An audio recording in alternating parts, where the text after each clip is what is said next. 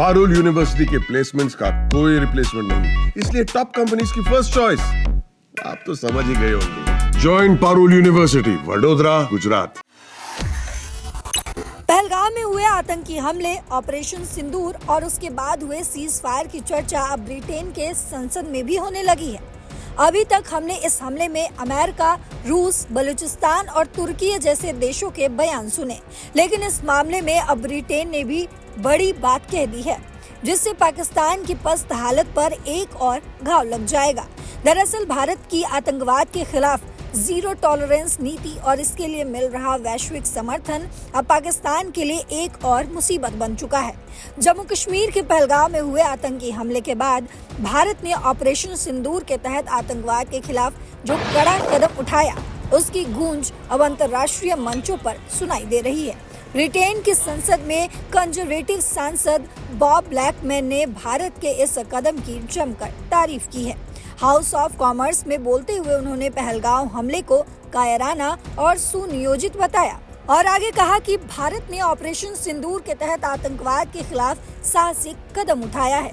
ये आतंकी ठिकाने न केवल भारत बल्कि पूरे क्षेत्र के लिए खतरा थे।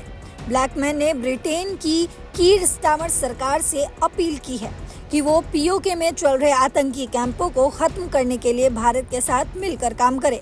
उन्होंने सोशल मीडिया प्लेटफॉर्म एक्स पर अपने भाषण का एक वीडियो शेयर करते हुए लिखा, पाकिस्तान को आतंकी संगठनों को पनाह देना बंद करना होगा।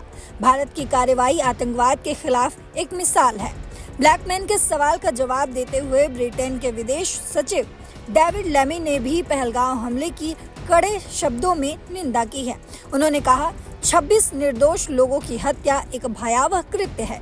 ब्रिटेन आतंकवाद के खिलाफ भारत के साथ कंधे से कंधा मिलाकर खड़ा है। हम भारत और पाकिस्तान दोनों के साथ मिलकर इस क्षेत्र में शांति स्थापित करने के लिए काम करेंगे। उन्होंने और क्या कुछ कहा, वो सुनिए। Following the terrorist attack on the 22nd of April, India and Pakistan engaged in military activity and India hit 9 terrorist bases.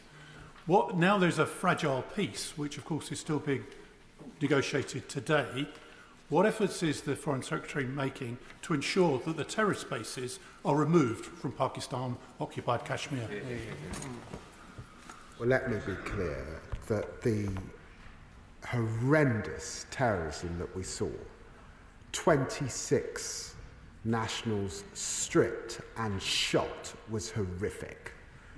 And we condemn it, and we will continue to work with close partners to deal with these terrorist threats.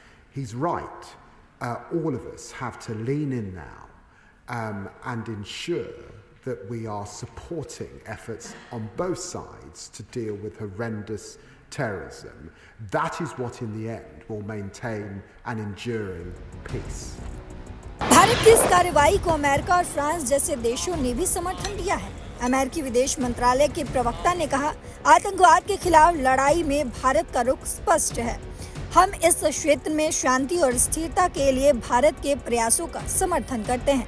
वहीं France ने संयुक्त राष्ट्र में PoK में आतंकी ठिकानों के खिलाफ कार्रवाई की वकालत की। ब्रिटेन की संसद में भारत के समर्थन ने साफ कर दिया है कि आतंकवाद के खिलाफ भारत का रुख अब वैश्विक स्तर पर स्वीकार किया जा रहा है। विशेषज्ञों का मानना है कि ऑपरेशन सिंदूर न केवल भारत की सैन्य ताकत बल्कि उसकी कूटनीतिक मजबूती को भी दर्शाता है। फिलहाल इस खबर में इतना ही। देश और दुनिया की बाकी खबरों के लिए देखते रहिए दैनिक जागरण। नमस्कार।